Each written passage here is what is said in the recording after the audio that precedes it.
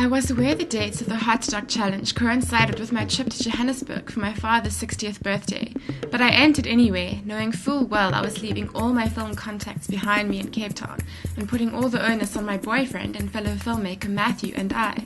But hey, I thought, Joburg has tons to offer documentary film. Are you recording? I had borrowed 2 cameras from 2 friends, and since I was going to film events for a family video anyway, I grabbed the genre of first person with both hands. And luckily, my father entered into the spirit of things. For a small fee, we can include you in the movie. At least now, the family celebrations didn't have to be entirely separate from my Doc Challenge mission. One way or another, this film was going to be about my father and I. And in a hammock. Classic. What played out over the 5 days was an exciting, slightly stressful, and deeply emotional journey. So I'm hiding in the bathroom now.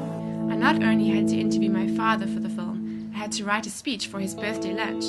As I listened back to my father's words at my 21st, I struck gold. I realized I could say the very same words back to him. It was a personal revelation about what I'd inherited from him, and it fitted perfectly into the theme of Behind the Curtain.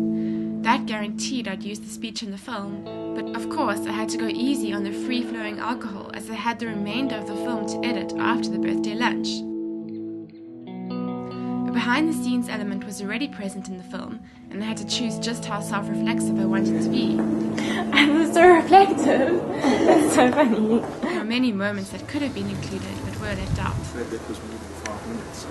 Oh well, no, sorry to you. I don't mind. No, I felt a bit scared sitting on the edge the whole time. It was a race against midnight on slow South African internet to get the film in, and if we hadn't been such stress balls and had filmed at this point, what you would have seen is my father, my boyfriend and I all watching the megabytes count up and the clock count down while the laptop was plugged directly into the router in the linen cupboard. To be creative against the clock at a family event brought out emotions I'd never felt before. It turned out our domestic worker Eunice also thought of my father as her father.